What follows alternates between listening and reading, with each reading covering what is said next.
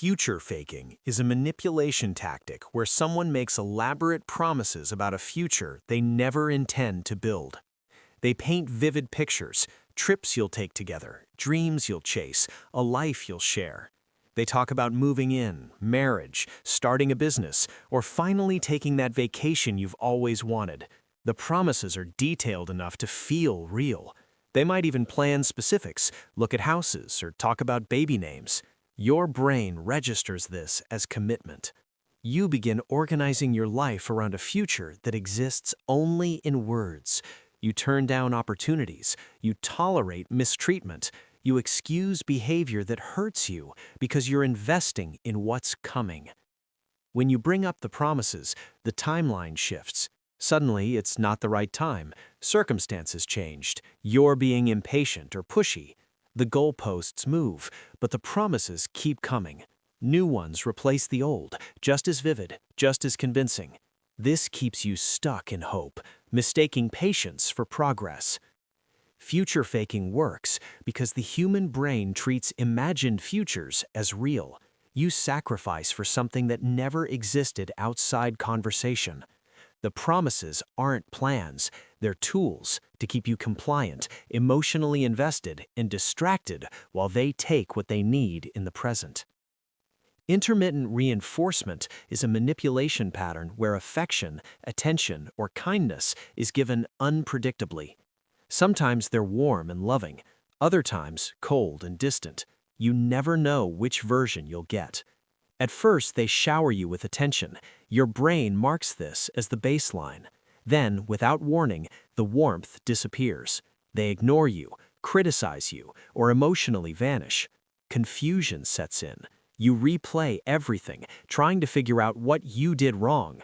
Then, just as suddenly, the kindness returns.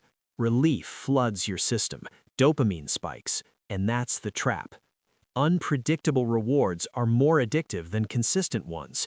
Your mind stays locked in, scanning for signs, hoping the good version comes back. You work harder, behave better, say less, believing if you do enough, the coldness will stop. It never does. This is the same mechanism used in gambling. Slot machines pay out randomly because unpredictability creates obsession. Intermittent reinforcement turns love into a game of chance, where the possibility of affection becomes more powerful than affection itself. Moving the goalposts is a tactic where someone constantly changes standards so you never succeed. They tell you exactly what they want, you meet the demand, then suddenly it wasn't enough. You clean the house, but not well enough. You finish the project, but it needs more detail. You apologize, but not sincerely enough. The original goal disappears, replaced by a new requirement you were never told about. You try again. They move it again. Over time, you stop trusting your judgment. You become hypervigilant, constantly guessing what they'll want next. Your confidence erodes because success becomes impossible. That's the point. Moving the goalposts destroys your sense of competence. When nothing is ever good enough, you start believing the problem is you, not a system designed to keep you failing. The goal was never for you to succeed. It was to keep you trying. Weaponized incompetence is when someone pretends they can't do something, so you'll stop asking them to do it. They agree to help, but do it badly. Dishes stay dirty, tasks are incomplete, forms are filled wrong, appointments aren't made. You explain, you correct, you show them how. Eventually, redoing their work takes longer than doing it yourself, so you stop asking. You take over permanently. They gain freedom while you drown in responsibility. The manipulation hides behind excuses. They forgot, they didn't understand, they weren't taught. Calling it out feels cruel because how can you be angry at someone who's trying? But notice this, they're fully capable when it benefits them. The incompetence only appears when the task serves you. Moral licensing is when someone does one good thing and uses it to justify harmful behavior. They help you once, apologize once, do something thoughtful. That act becomes emotional currency. Later, when they hurt you, they point back to it. Remember what I did for you? You start questioning yourself. Maybe you're being ungrateful. Maybe you're focusing too much on the negative. Over time, the ratio becomes absurd. One apology covers 10 insults. One favor excuses weeks of neglect. But morality isn't a bank account. Kindness doesn't purchase the right to harm. Each action stands on its own. Selective memory is when someone remembers events in ways that benefit them and erases everything else.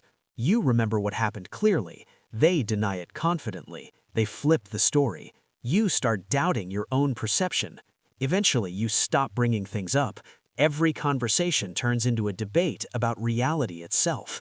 They never apologize, because in their version, they never did anything wrong. Selective memory erodes your trust in truth. When reality becomes negotiable, control shifts entirely to them. False urgency is when someone creates artificial pressure to force quick decisions. Decide now, act fast, the opportunity is disappearing. Your brain enters survival mode. Logic shuts down. You commit before you're ready. Later, you realize the deadline was fake, the pressure was manufactured. False urgency hijacks fear to bypass judgment. Real emergencies are rare. When someone won't let you think, they're not respecting your process, they're eliminating it. Victim reversal happens when someone causes harm, then rebrands themselves as the injured party. You express hurt, they collapse. Suddenly, you're comforting them. Your pain disappears under their reaction. Over time, you learn that expressing needs causes damage, so you stop. They weaponize your empathy to avoid accountability. Information withholding is when someone controls you by giving partial truths. They technically don't lie, but they leave out details that would change your decisions. When you find out later, they blame you for not asking the right questions. Trust erodes. You operate in a fog they control.